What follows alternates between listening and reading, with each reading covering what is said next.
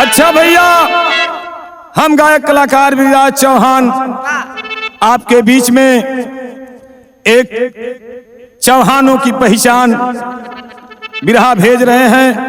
एक बिरहा हम भेजे थे चौहानों का स्वाभिमान। उस कैसेट से बहुत प्यार मोहब्बत आप लोग का मिला और मिलता भी है। और ये दूसरी कैसेट मैं भेज रहा हूं आपके बीच में। मुझे पूरा विश्वास है कि इस बार भी आप लोग का दुलार प्यार जरूर मिलेगा। और यह बिरहा गवाने में भारतीय क्षत्रिय महासभा के राष्ट्रीय अध्यक्ष इंजीनियर लक्ष्मीकांत परमार जी अथक प्रयास किए, तब ये बिरहा मार्केट में जा रही है। मेरे मित्रों, आइए भूमिका के लाइन से कहना है। पहली लाइन में क्या बात है?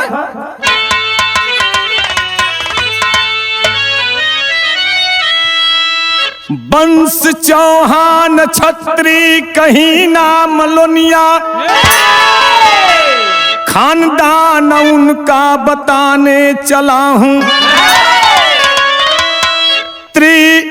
बहादुर है गौरव हमारा, इतिहास उनका सुनाने चला हूं। वेद व्यास महाभारत में लिखे ओ शौर्य गाथा सुनाने चला हूं। तेग अंगार बरसे समर में, वह जोश जज्बा दिखाने चला हूं।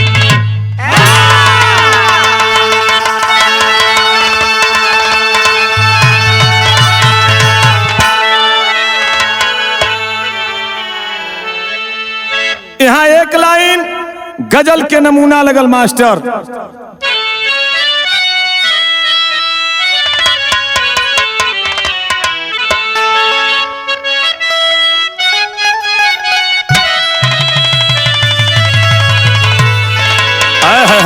बड़ी बेजोड़ गजल लगल कि बसी एक और दुनिया है,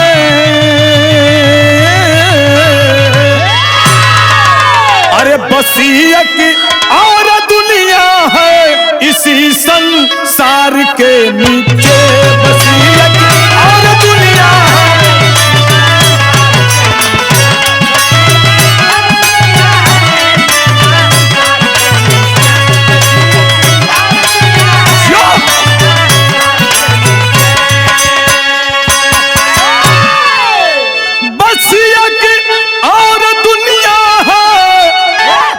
संसार के नीचे, इसी संसार के नीचे अब पड़ गया सखियों का झूला। अरे पड़ गया सखियों का झूला रे कदम के डार के नीचे।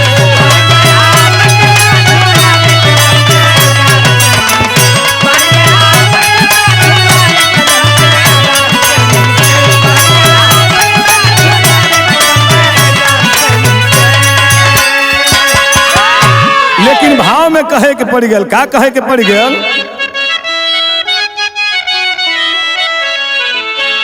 कि सदा जयकार जग में है,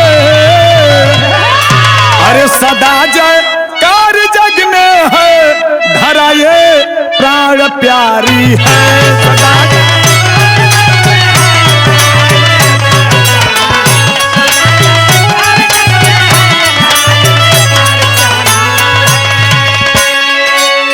सदा धरा ये प्राण प्यारी है, धरा ये प्राण प्यारी है। अरे जमाना जान ले यारो, जमाना जान ले यारो, जात छत्री हमारी है। जमाना जान ले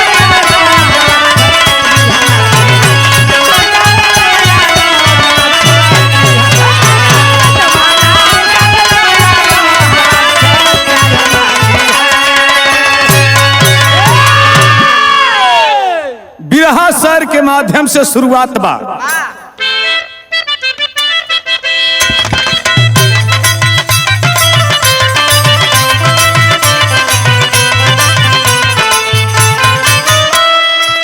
चौहान क्षत्रिय कैसे आज मैं बताता हूँ, प्रमाण महाभारत से आज मैं सुनाता हूँ।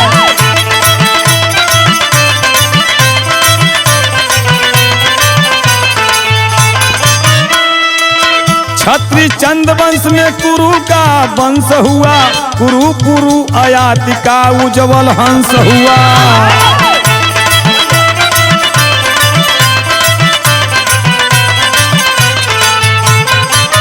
उसी खानदान के पांडव बड़े बलशाली थे, उसी खानदान के पांडव बड़े बलशाली थे, लड़े आपस में वो वीर बड़े आली थे।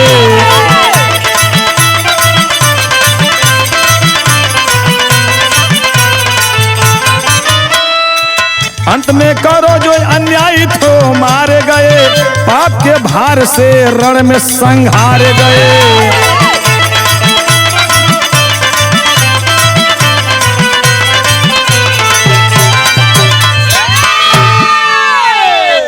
यह भी रहा महाभारत से चौहान वंश को संबंध बनाते हुए अंतिम में मैं ला करके दर्शाऊंगा। अगली कड़ी में कहना है, क्या कहना है, एक लाइन गीत लगल।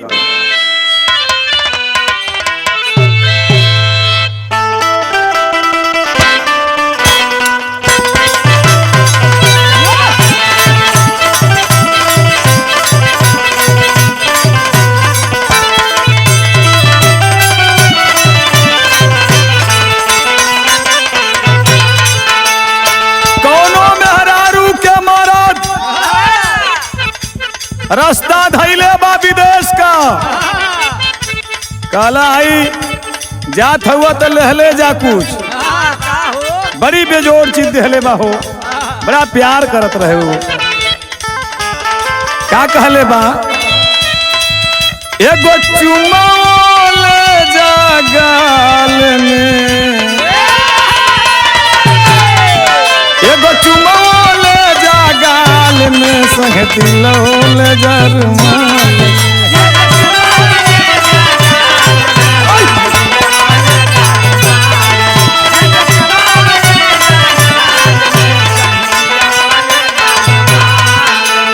जा तारा राजवा चाही के जहाजवा, हसीहन मुन के जाल में।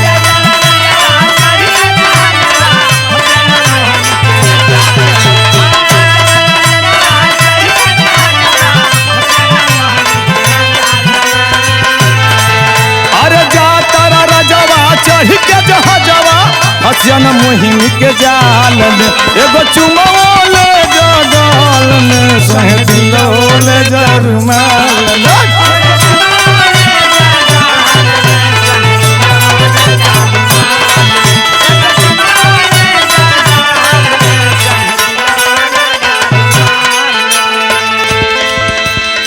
पाँचों से नहीं आ पाल के जन्मवली पाँचों लाल के,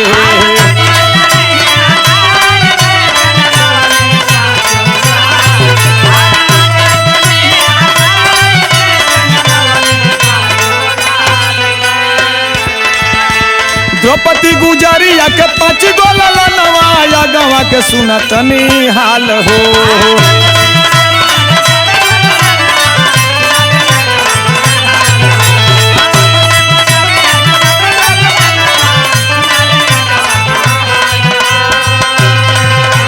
द्रौपदी गुजरिया के 5 गो ललनवा, गवा के सुनतनी हाल हो। पाँचों से नहीं आ पाल के जन्मवली पाँचों लाल के,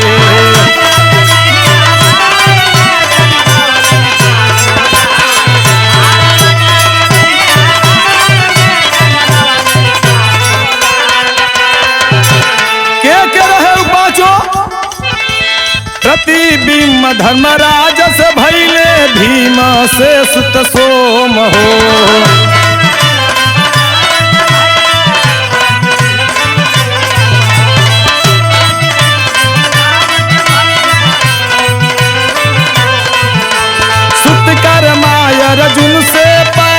सतनिक नकुल के व्योम हो।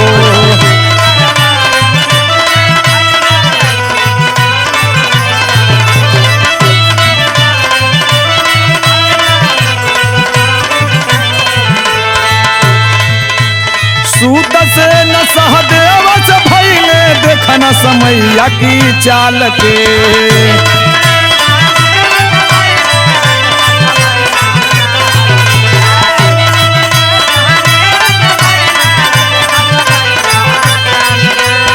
सूत से न सहदेव से भइले देखना समैया की चाल के।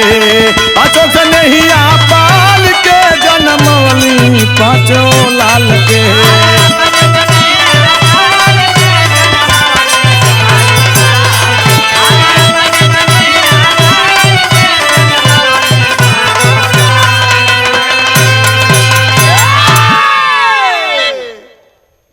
प्रतिबिंब युधिष्ठिर से होता है और भीम से सुत सोम, सुत कर्मा अर्जुन से पैदा सतनिक नकुल के व्योम।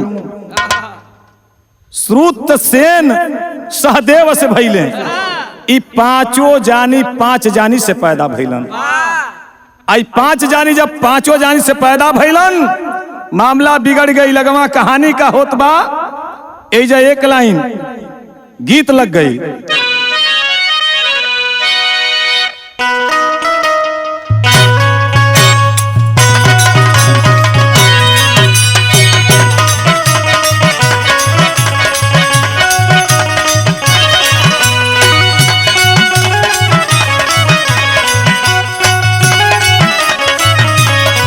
राजा पहिले नियन नहीं मानेला,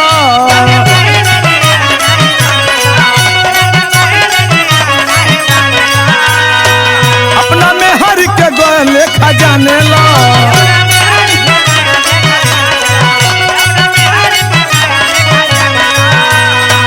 कमी भइले बलम तोहरा प्यार में,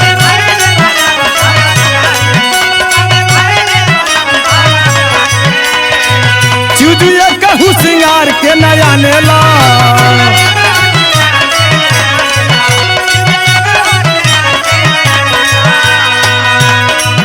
अरे सिलावट पर चूड़िया तू चलुए जान, सिलावट पर चूड़िया तू चलुए जान। तो अपना राजा जी के दिलवा कहीं तू रेलुए जान।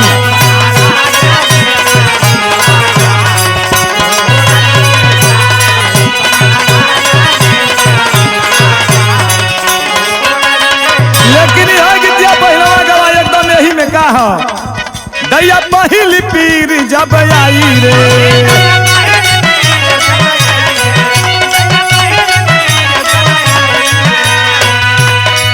मैं तो आंगन बैठ के बिताई रे।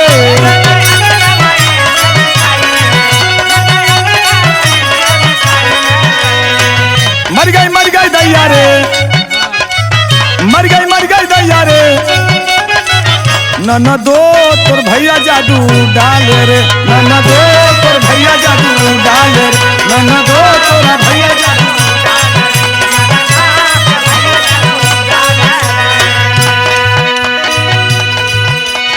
बिरहा में भाव का लगल असथमा किया पाँचों के बधनावा।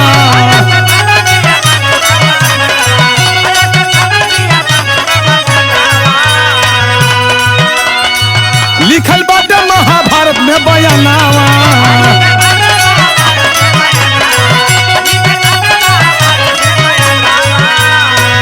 देवी उतर के रहल गर्भावा।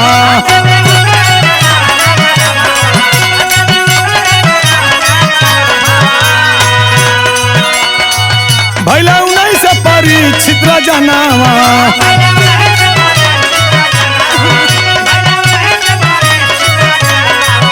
अरे वहीं से निराला एगो चाला खानदान। तजे के जानत बाटे लोगवा सगरी जुहिया खानदान। एक जानत बाटे लोगवा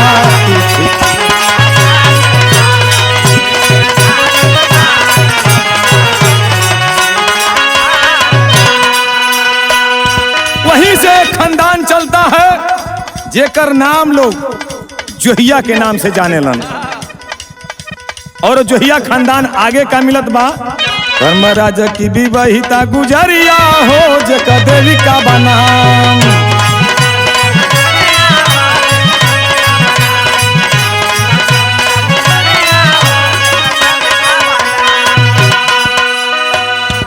सब जन जाति की कुमारिया हो पिता गोवसंत नाम।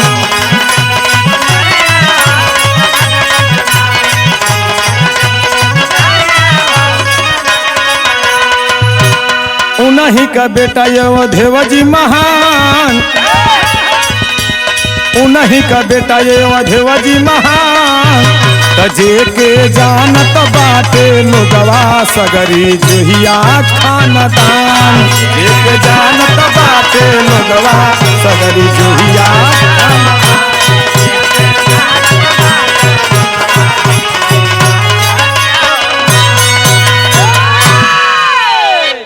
अश्वत्थामा जब पांचों का वध कर देता है, इधर दोहिया खानदान बतावल गई युधिष्ठिर का औरत देविका रहे।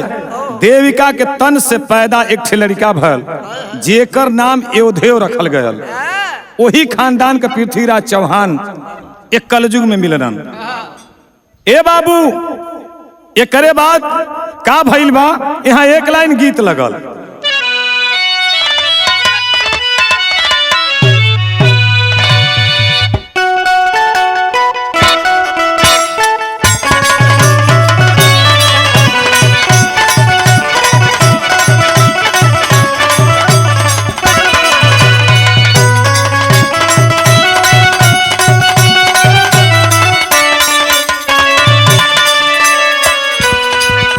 का कहीं पियावा के बिना चलुए इंजन चापता।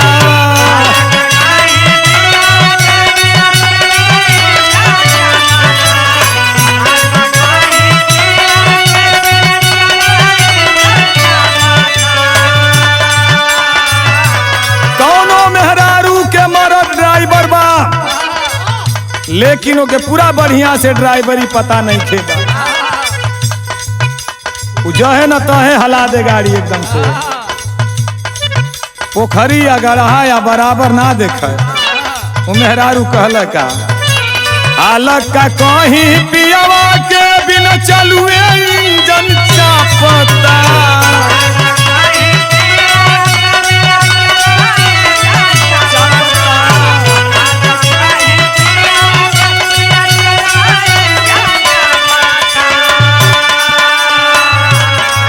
अरे हालत का कहीं पियावा के बिना चलुए इंजन चापता।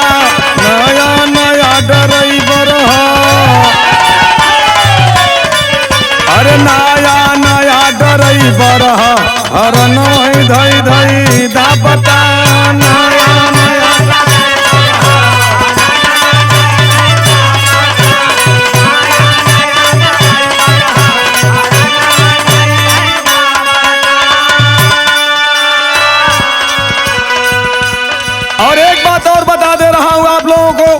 कि महाभारत में अर्जुन हो चाहे भीम हो चाहे नकुल हो चाहे सहदेव हो, सभी लोगों ने दो दो स्त्रियां से शादी किया। उसी में से देविका और युधिष्ठिर की शादी हुई। आगे प्रमाण का मिलत बा, जोधो पैदा भइल जनजाति माता के तनवा से।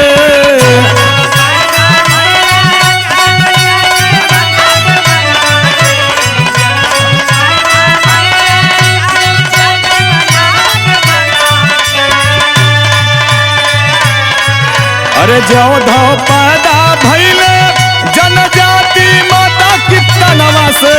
राजा भइले महाबली, अरे राजा भइले महाबली पांडव के खानदानवा से।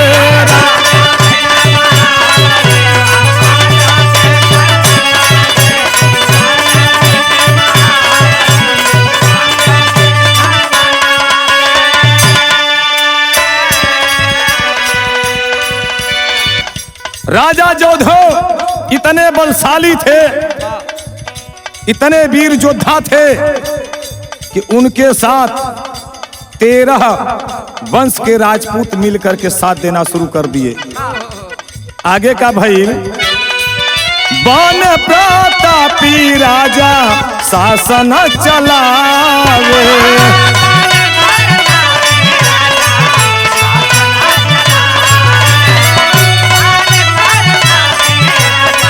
शासन चला, बाद में वंशज जो ही या ही कहाए,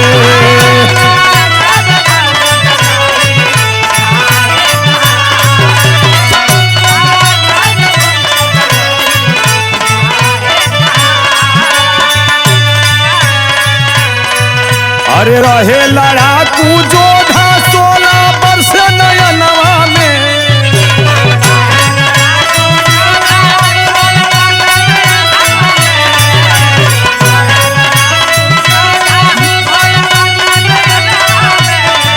अरे रहे लड़ाकू जोधा 16 वर्ष नयनवा में, राजा भैले महाबली, ऊ राजा भैले महाबली, अरे पांडव के खन कनवा से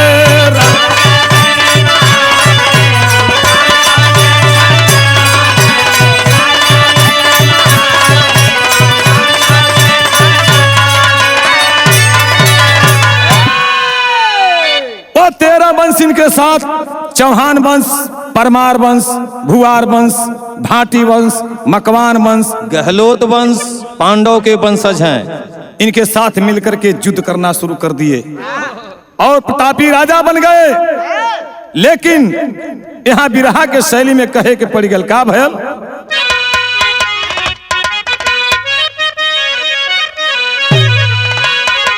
अरे चौहान बा छत्री क जतिया तो उत्तम चंद्रवंश पांडव के बाखंडान अरखंडान अरखंड,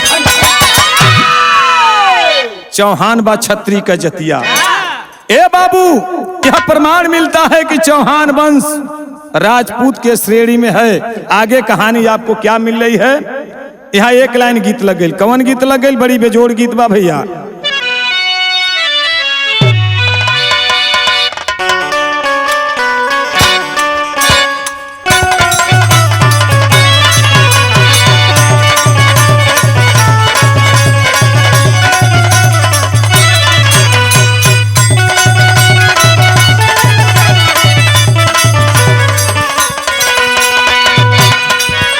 प्यार होखा तो ऐसे होखा, बगली से अगर गुजरत बा ओके पता चल जात बा कि मने हमारा जात है, हमार जैसे प्यार बा उहे गुजरता। गजब का लिखला कवि भैया, बाजारी से गुजरेली जब गुजरिया धड़के जोरे से,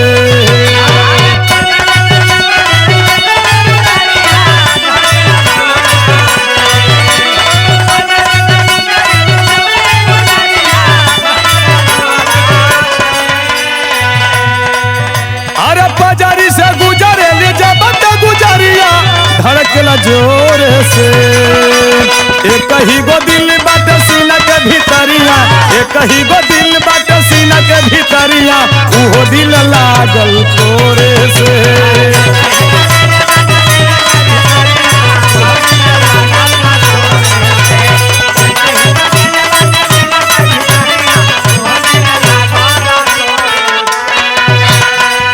ई तो बात छोड़ महाभारत का, अब मामला आ गई कलयुग में।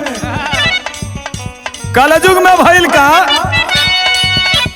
मुगलन के बाद अंग्रेजी के शासनवा अइले वतनवा में,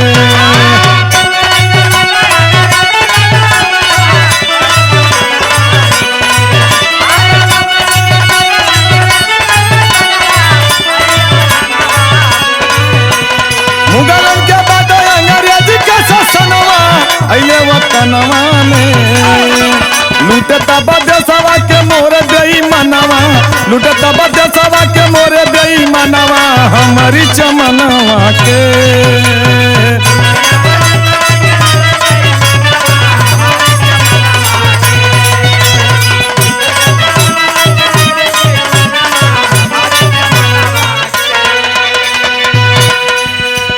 खेत वाला कागज पर जब लोनिया लिखैले, छत्री बसता बचाओ हान गरमैले।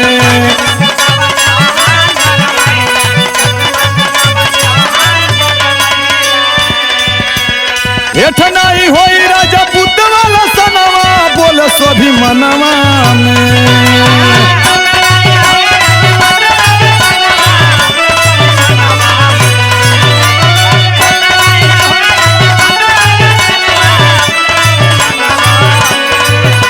रहले 1883 वाला दिनवा, भिड़ले ससनवा से।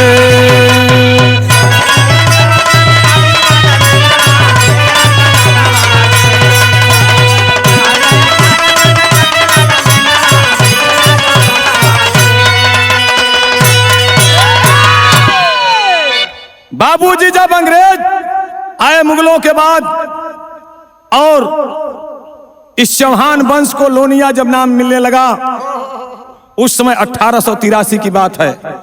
1883 में चौहान वंश प्रशासन से भिड़ गया। कहा कि हम लोनिया नहीं हैं, हम राजस्थान से आए हुए राजपूत हैं, जिसमें 13 वंश हमारे साथ है। इसके बाद कानपुर के जो चौहान थे उन्होंने विरोध किया। जब विरोध किया तो वहां जिला मजिस्ट्रेट उनको लोनिया न लिख करके राजपूत लिखने का आदेश कर दिया, और आज भी वो लोग यह चीज लिखते हैं। लेकिन अगवा का भइल एजा लग गए गीत बड़ी बेजोड़।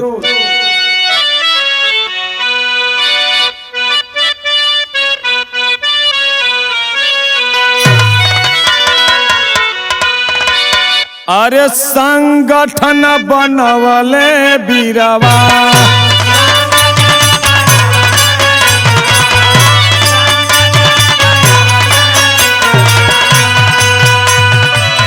शक्ति के देखवले बीरवा।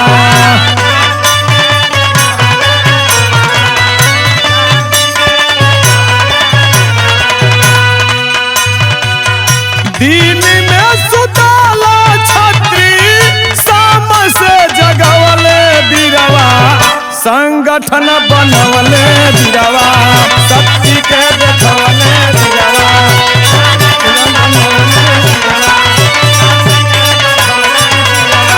दिन में सुताला छत्री, शाम से जगवले बीरवा।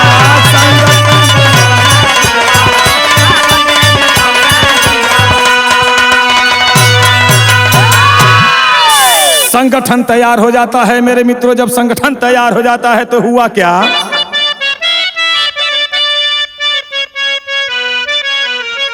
अरे लाला प्रसाद मथुरा राम राज संघावा में,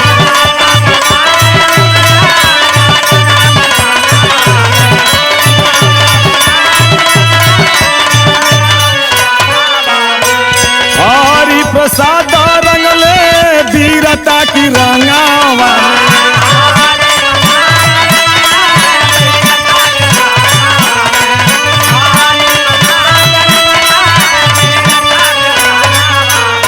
झंडा ना झुकैबे बीरवा,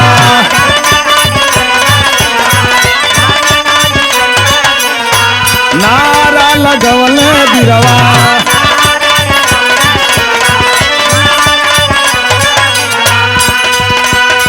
छत्री खंडाना हमरो शासन के देखवले बीरवा। झंडा ना झुकैबे बीरवा, नारा लगवले बीरवा।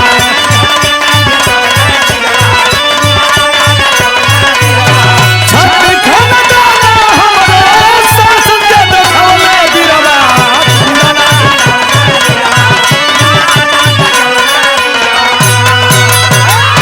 ए बाबू लाला प्रसाद मथुरा आए संगठन में, और हरि प्रसाद आए संगठन में। संगठन बना करके अंग्रेजों से वार्ता होने लगी। और जब अंग्रेजों से वार्ता होने लगी तो हुआ क्या, यही हुआ कि हम लोग राजस्थान से आए जरूर हैं, लेकिन लोनिया जो शब्द नाम दिया जा रहा है यह हमारा परिचय नहीं है। हम सम्राट पृथ्वीराज चौहान के खानदान के हैं, उनके वंशज हैं और हम राजपूत हैं और हमें राजपूत लिखने का अधिकार दिया जाए। इस संगठन जब आयल बा यहाँ के लोगन के इकट्ठा कैले हमन प्रचारी, उन्होंने संगठन क्या बनाया, 1883 में अखिल राजपूत धर्म प्रचारी महासभा बना करके शासन को बताने का कार्य किया। जमीन इत्यादि के सभी कागज पर लोनिया शब्द हटाया जाए, क्योंकि हम राजपूत हैं, छत्री हैं। पहपन में कहना बा,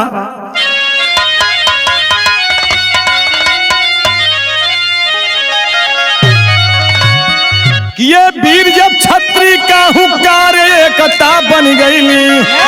अरे कि ये वीर जब छत्री का हुंकार एकता बन गईली, हिल गई अंग्रेजन के सरकार एकता बन गईली।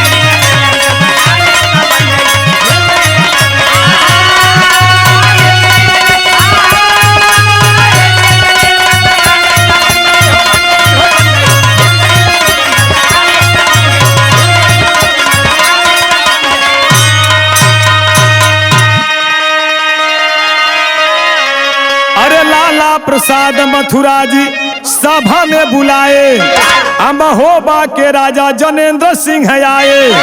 अरे 1925 में गूंजल जयकार एकता बन गईली, और सभी लोग साथे भइले तैयार एकता बन गईली।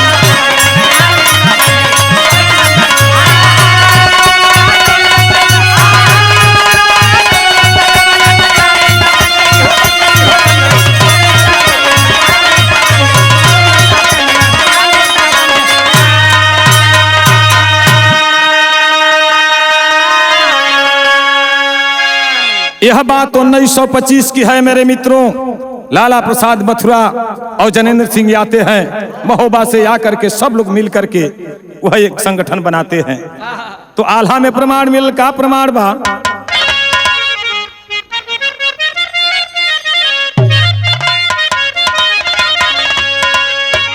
का फैसला ले हम लोग सब जाने मिल के कि छत्री खाना दान वही, अरे छत्री खाना दान वही, अरे सभावा के बीचे भैया।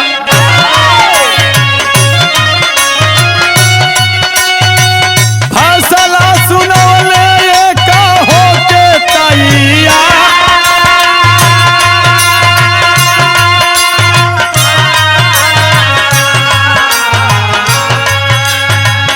आए राजस्थान से जो छत्री खाना दाना भैया।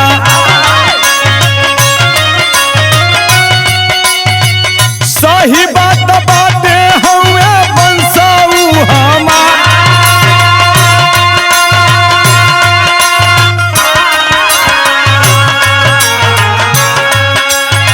मुगलन की भाषे तोलिया बनवले भैया।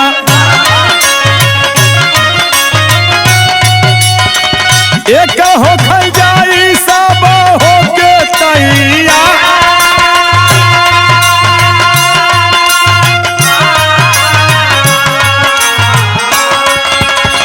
जाता खाना दान बाटे छत्री कसूना भैया। छत्री समुदाय के करे सभी का,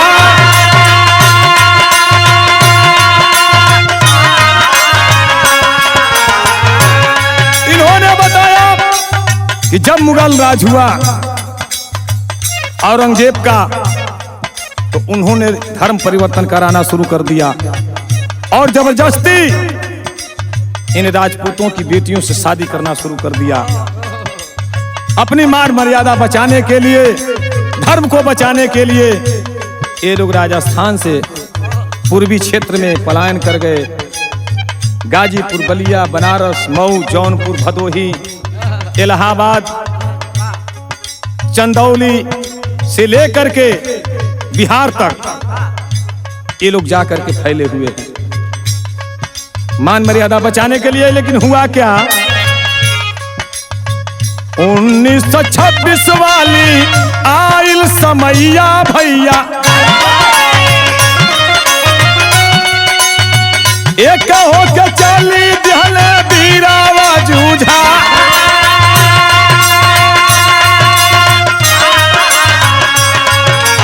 एक बात और बा, कानपुर जिला मजिस्ट्रेट मानी गईले भैया, राजपूतली खो गई दिहले अधिकार।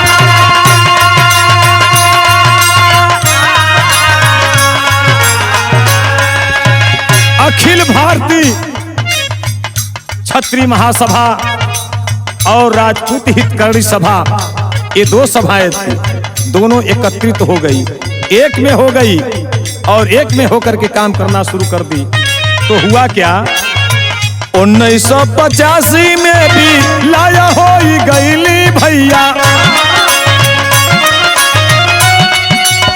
घोषणा भाई लाया बसुना बढ़िया।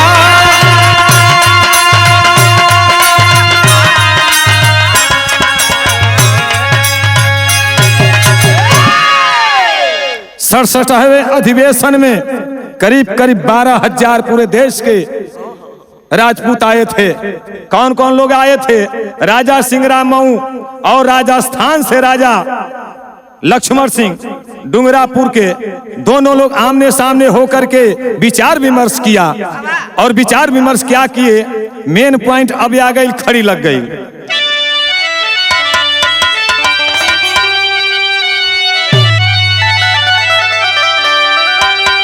अरे एकता का झंडा लहरावा भैया, अरे एकता का झंडा लहरावा भैया, रोटी बेटी के संबंध भी बनावा भैया।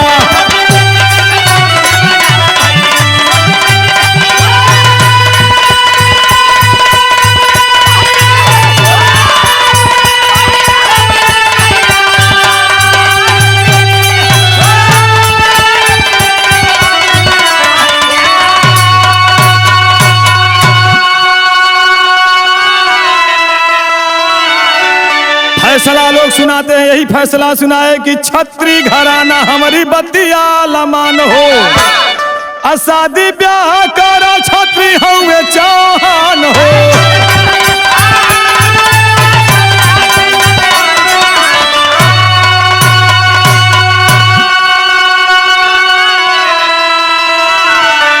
अरे भाई के दूर जानी भगावा भैया, तो रोटी बेटी वाला नतवा चलावा भैया।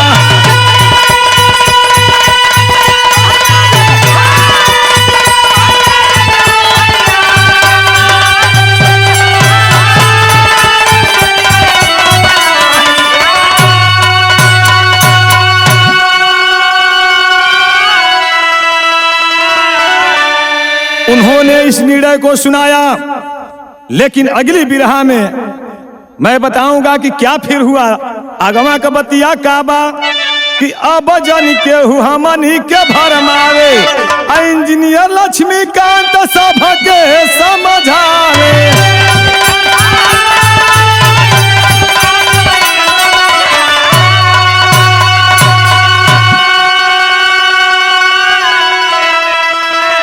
अरे भेद भरम मन से भगावा भैया, तो रोटी बेटी वाला नतवा बनावा भैया।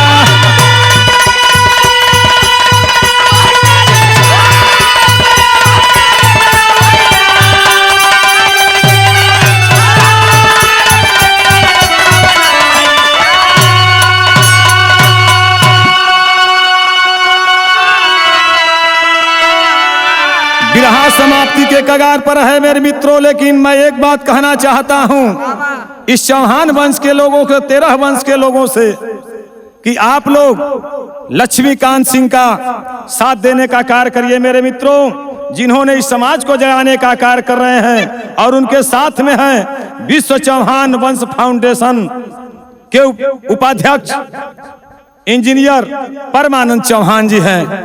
ये दोनों लोग मिल करके यह कार्रवाई आगे बढ़ा रहे हैं। तो आप लोगों से निवेदन है कि आप लोग इनका साथ दीजिए। और इंजीनियर लक्ष्मीकांत परमार जी का मोबाइल नंबर भी मैं आप लोगों को बता दे रहा हूं। 9451819868 नंबर है उनका। और सभी 13 वंश के राजपूतों से निवेदन है कि आप लोग अपने अपने गांव में बान गोत और वंश कुल देवी का बोर्ड लगा करके आप लोग रखें, ताकि इससे पता चल जाए कि कौन किस वंश का है। यही आप लोग से निवेदन है हमारा। तो अंतिम लाइन में कहना है क्या?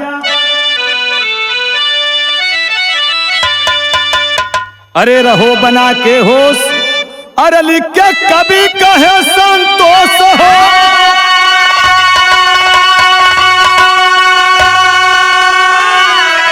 अरे चौहान बा छत्री का जतिया, अरे चौहान बा छत्री का जतिया, त गायक ब्रिजराज बतिया ले बमान, चौहान बा छत्री का जतिया।